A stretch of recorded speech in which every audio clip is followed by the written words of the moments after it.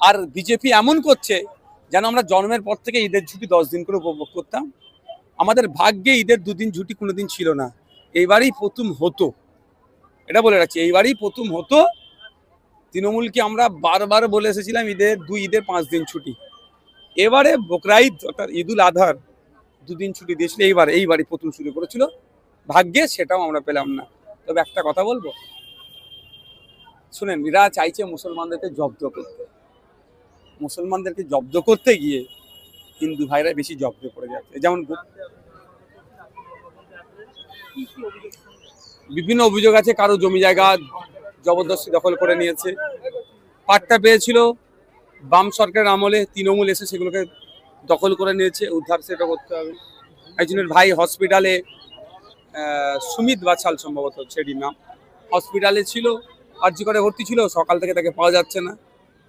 কারো ওই voter delete হয়ে গেছে সেই অভিযোগ, কারো বার্ধক্য ভাতা পাচ্ছে না, এই ধরনের অভিযোগ।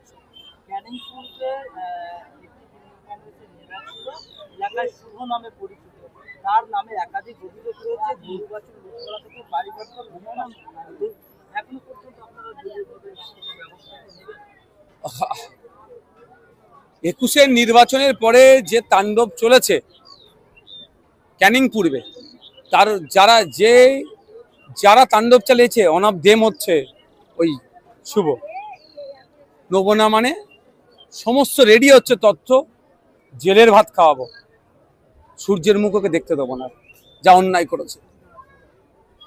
26-এর নির্বাচনের পরে আমরা দেখতে পাচ্ছি যে যারা তৃণমূল কংগ্রেসের নেতৃত্বরা আইএসএফ সমস্ত কর্মীদেরকে ভোট দিতে বারণ করেছিল, তারা আইএসএফ এর সঙ্গে হাতে দলীয় পতাকা নিয়ে তাণ্ডব চালাচ্ছে এলাকায়। যদি তারা আইএসএফ এর সাথে থেকে সাধারণ মানুষের উপর তাণ্ডব চালায়, এই ধরনের যদি থাকে, স্পেসিফিক আপনাদের কোনো তথ্য দেন। শুধু তাই নয়, এবং এটা বলছি বিজেপির সাথে থেকে, বিজেপি আইএসএফ কে যারা বিজেপির সাথে থেকে আইএসএফ কে যারা কালিমা লিপ্ত করতে চাইছে, এই ধরনের ফুটেজ আমাদের কাছে এসছে, আমরা তাদেরকে চিহ্নিত করার চেষ্টা করছি। আপনিও যদি তাদেরকে চেনেন আমাদেরকে দেন।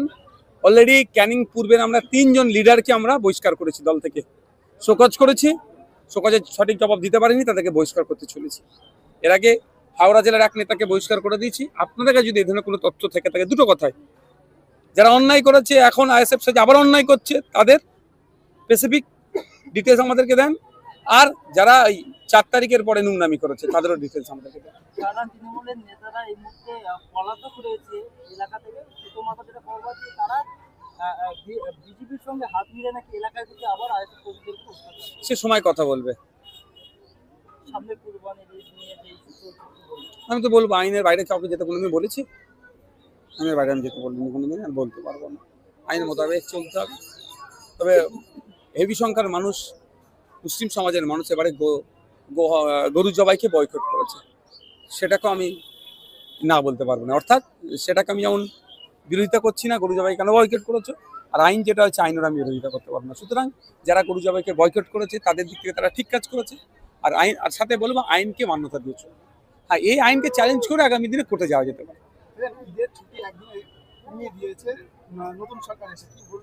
আর বিজেপি এমন করছে যেন আমরা জন্মের পর থেকে ঈদের ছুটি 10 দিন করে উপভোগ করতাম। আমাদের ভাগ্যে ঈদের 2 দিন ছুটি কোনোদিন ছিল না, এইবারই প্রথম হতো। এটা বলে রাখছি, এইবারই প্রথম হতো। তৃণমূলকে আমরা বারবার বলে এসেছিলাম ঈদের 5 দিন ছুটি। এবারে বকরা ঈদ অর্থাৎ ঈদুল আজহার 2 দিন ছুটি দিয়েছিল, এইবারই প্রথম শুরু করেছিল। ভাগ্যে সেটাও আমরা পেলাম না। তবে একটা কথা বলবো, শুনেন, এরা চাইছে মুসলমানদেরকে জব্দ করতে।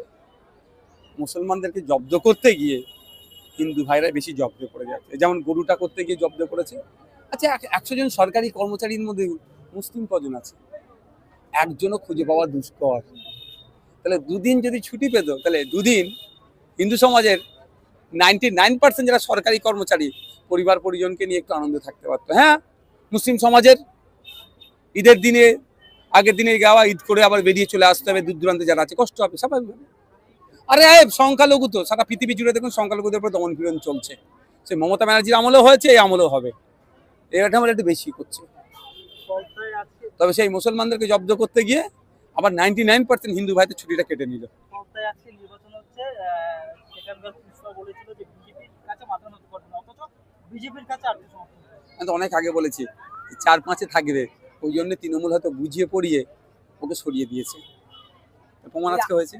এই আমরেশ্বরে আইএসএফ করার জন্য দুটো দোকান লুট হয়েছিল, সেই এলাকাটা আপনি সব ফাইল আসবেন খুলবে, এবং সব ফাইল হবে। 26 সালে আইএসএফ ফের আবার ক্ষমতা আসবে, কি তাদের বিরুদ্ধে শুধু তাই না, এখান থেকে 10 হাত দূরে যান, আমার হাকিম বাবুর বাড়ি আছে, ভোট পরবর্তী হিংসায় শিকার হয়ে মাথায় রডের বাড়ি মেরেছিল, তিনি মারাও গিয়েছেন। আমাদের কম অত্যাচার হয়নি এই এলাকাটাতে, সব ফাইল খুলবে।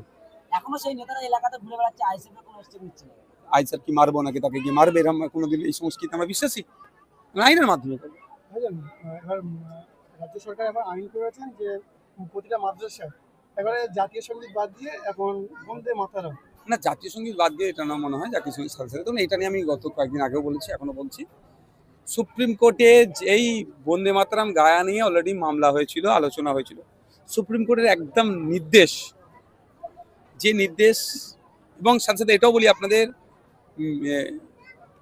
সেন্ট্রাল হোম মিনিস্ট্রির নির্দেশ আছে যে আপনি গাইতে পারেন, অর্থাৎ জোর করে চাপিয়ে দিতে পারবে না, সম্মান দিতে হবে আপনাকে।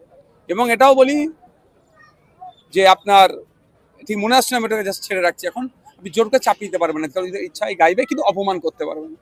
ঠিক একইভাবে বন্দে মাতরম বলার গাওয়াটাকে মুসলিমদের উপরে চাপিয়ে দেওয়ার চেষ্টা হচ্ছে, আর্টিকেল 25 আর্টিকেল 30-র পরিপন্থী, সুপ্রিম কোর্টের অর্ডারের পরিপন্থী, এটা অসাংবিধানিক মনে করছি। এটা নিয়েও আগামী দিনে আমরা আইনি চ্যালেঞ্জ করব। রাজ্জাক খানের পরিবার অসহায়, আপনার সহযোগিতা চাইছে, এই অবশ্যই সহযোগিতা দেবো, তো আইনি লড়াই করবো, তার চাকরি ফিরে পাওয়ার লড়াই আমি থাকবো যাবেন তার বাড়ি? অবশ্যই। বাড়িতে যাওয়াটা বড় কথা নয়, তাকে আমরা সহযোগিতা করবো। Thank you.